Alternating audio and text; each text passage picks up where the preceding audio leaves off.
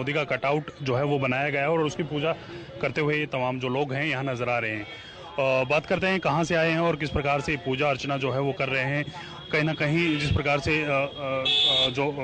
दूध जो है वो प्रधानमंत्री नरेंद्र मोदी के कटआउट पर यहाँ भी वो भी चढ़ाया जा रहा है। और कहाँ से आए हैं आप और प्रधानमंत्री नरेंद्र मोदी के कटआउट की पूजा कर रहे हैं? क्या आपके मन में श्रद्धा है ऐसी जिसको लेकर ये पूजा आपकी है? श्रद्धा ये रतन रंजन मेरा नाम हुआ और बिहार वैशाली जिले का रहने वाला हूँ। और जो मुझे ऊर्जा मिलती है साइकिल से चलने की, वो हमारे प्रभु हमारे मार्गदर्शन नरेंद्र मोदी जी के नेतृत्व में मिलती है। जिस तरह से नरेंद्र मोदी देश में विकास कर रहे हैं, देश का मान सम्मान बढ़ रहे हैं, इसमें हमारे लिए खुशी की बात है। और जब से नरेंद्र मोदी जी को जनता ने सेवा करने का मौका दिया है, नरेंद्र मोदी जी की योजनाएं सबके लिए होती है, सबका साथ सबका विकास, कोई भेदभाव नहीं, तो तमाम तरीके से जनता खुश है। साइकिल से चलते हैं, कहाँ कहाँ घूम करके यहाँ पहुँचे हैं आप? साइकिल से मैं चला था बिहार वैशाली जिले से मध्य प्रदेश गया, मध्य प्रदेश से कई जिलों में गया, कई सारे गांवों में गया, गांव में रुका, रात्रि विश्राम किया, जहां जो है कि उसी समय मुझे आभास हो गया था कि एमपी के मन में मोदी जी है, मोदी जी के एमपी के मन में है। उसके बाद मैं राजस्थान गया, राजस्थान में भी जो है कि कई महीनों में रहा, गांव गांव गया, तो ये लगा कि राजस्थान में जब उस समय वर्तमान जो सरकार कांग्रेस की थी, इससे जनता पूरे तरीके से परेशान हो चुकी थी। जनता में काफी डर का माहौल था, भय का माहौल था, अत्याचार, बलात्कार, भ्रष्टाचार पूरे तरीके से बढ़ रहे थे।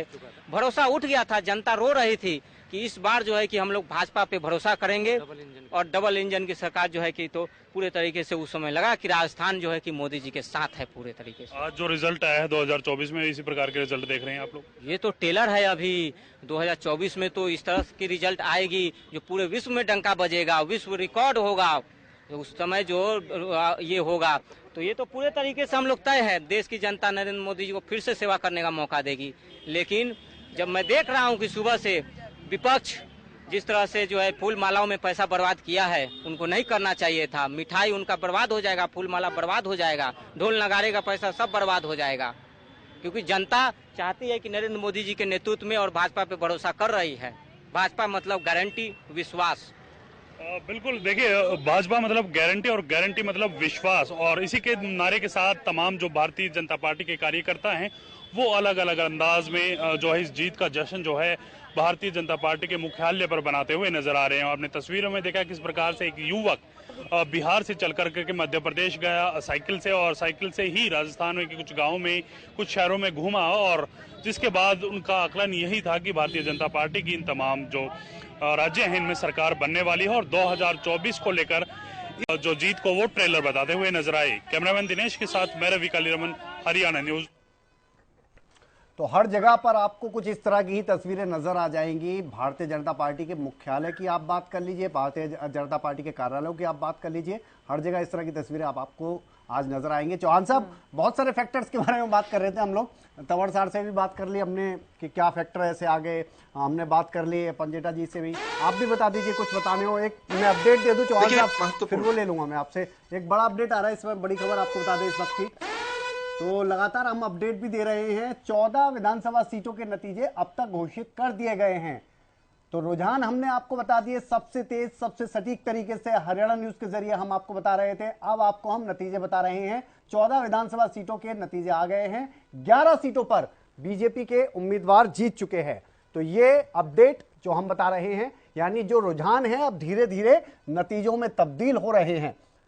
तो 14 सीटों में से 11 सीटों पर भारतीय जनता पार्टी, 2 सीट पर कांग्रेस, 1 पर निर्दलीय और 1 पर बीएपी, जिनकी हम बात कर रहे थे भारतीय आदिवासी पार्टी, इसकी जीत हो गई है। ये घोषित कर दिया गया है चुनाव आयोग की तरफ से। अब तक के ये नतीजे जो हम बता रहे हैं। वसुंधरा राजे बड़ा चेहरा जो हम बता रहे थे, अच्छे खासे मार्जिन से जीते हैं। इसके अलावा जसवंत यादव की आप बात कर लीजिए, गोविंद प्रसाद की आप बात कर लीजिए, हीरालाल की भी बात कर लीजिए। ये 14 सीटों की हम बता रहे हैं जिनके नतीजे आ गए। दिया कुमारी, ये बहुत बड़ी जीत है, 71,000 वोटों से। राजकुमारी इनको कहा जाता है। और विद्याधर नगर जो सीट है वहां से आपको बता दें ये मैदान में थी और ये अच्छे मार्जिन से जीती हैं। चौहान साहब माफ कीजिएगा, उस समय रोका था, अपडेट देना था। जी, मुझे ये कहना है कि चुनाव कोई सरल रेखा नहीं होती, चुनाव कोई अंक गणित नहीं होता कि 2 + 2 = 4। चुनाव में और सियासत में बिल्कुल बीजगणितीय फार्मूले चलते हैं, मल्टीपल फैक्टर्स काम करते हैं। मैं ये मानता हूं स्पष्ट रूप से कि इन चुनावों में भी भारतीय जनता पार्टी के हालिया अधिकांश चुनावों की भांति प्रधानमंत्री नरेंद्र मोदी, उनका डायनामिक, उनकी लीडरशिप, उनका दमदार व्यक्तित्व, उनकी केंद्र की सरकार द्वारा शुरू किए गए कार्यक्रम, परिणामदायी कार्यक्रम, जन कल्याणकारी योजनाएं और देश का भाल दुनिया में ऊंचा करने का जो काम है, वो एक बहुत बड़ा फैक्टर सब राज्यों में रहा है।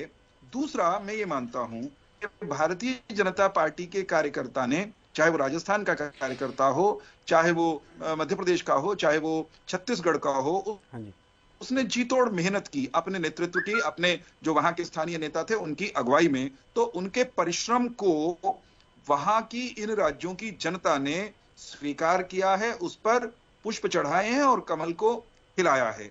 अलग अलग राज्यों में अलग अलग तरह के फैक्टर्स भी, स्थानीय फैक्टर्स भी काम कर रहे होंगे निश्चित तौर पर। मसलन हम मध्य प्रदेश को लें, मध्य प्रदेश ने पिछले 5 साल में कांग्रेस की सरकार भी देख ली थी और भारतीय जनता पार्टी की भी। करीब 1.5 साल वहां कांग्रेस की सरकार रही और उसके बाद क्षमा कीजिएगा, भारतीय जनता पार्टी की सरकार आई।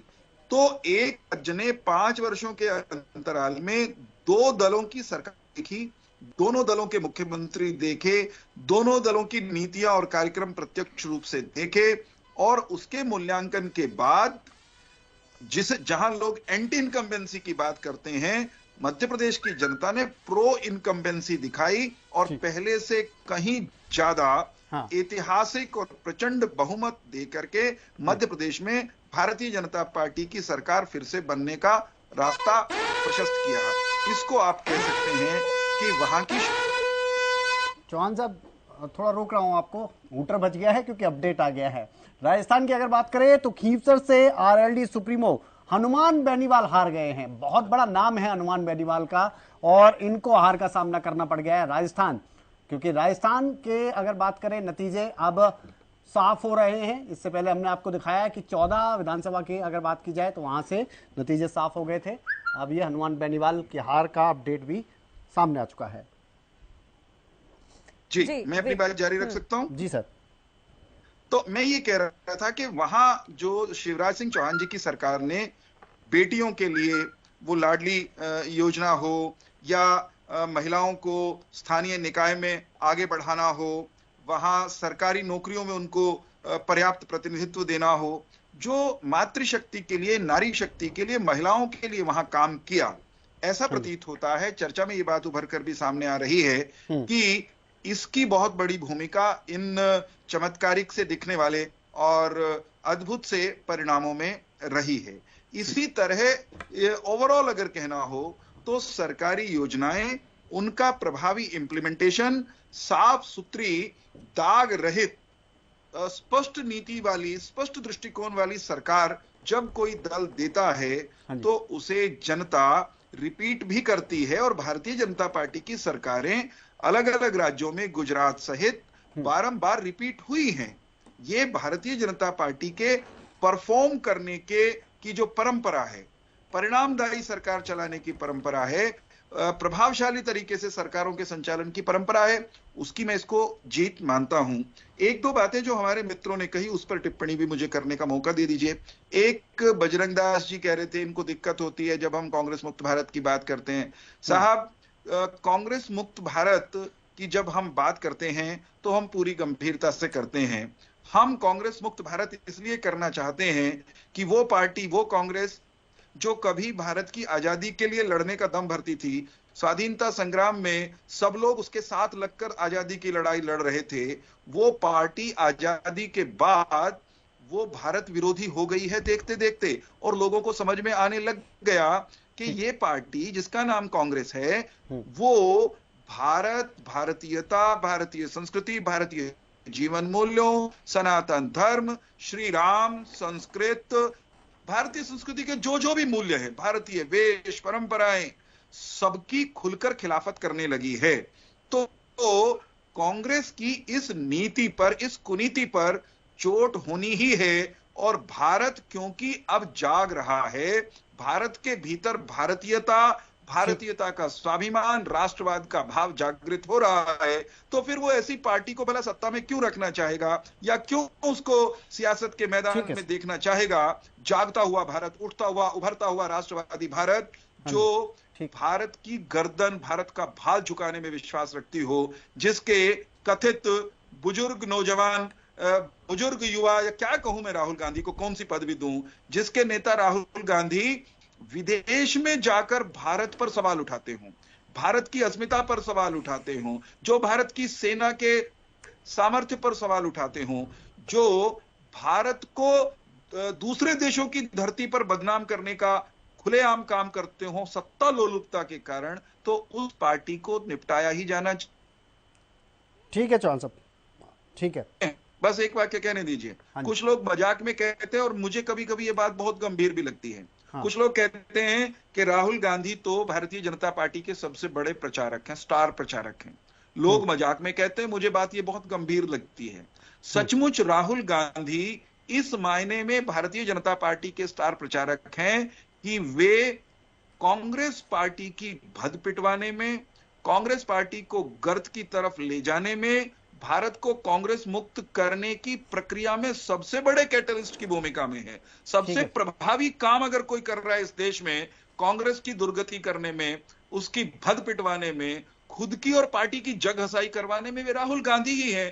तो राहुल गांधी को सौंप रखा हमने भारत को कांग्रेस मुक्त करने का काम। वे कुछ भी करें, वो कांग्रेस के विरुद्ध जाता है और जाने अनजाने में जब वे भारत विरोध करते हैं तो स्वाभाविक रूप है कि भारत का विरोध कांग्रेस का भी विरोध होता है। बहुत सारे आरोप लग गए हैं। ठीक है सर, बजरंग जी कुछ कह रहे हैं।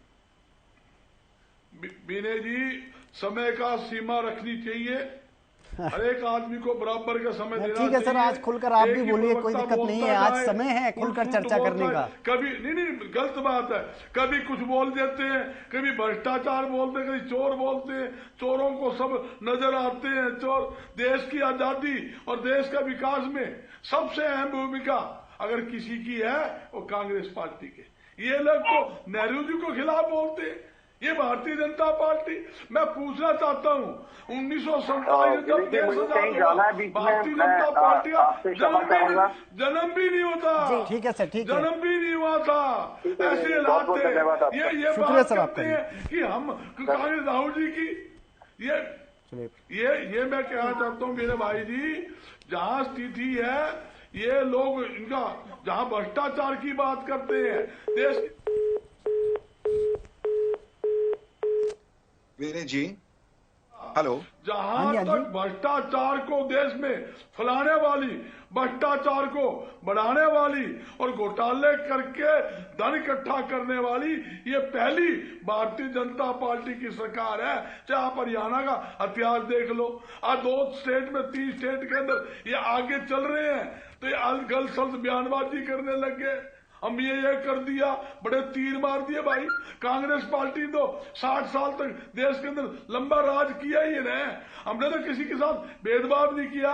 हरियाणा के अंदर 2005 से 2014 तक सरकार थी, एक भी किस्सा बता दीजिए, वीरेंद्र भाई को सब पता है, उस टाइम ये साथ भी थे।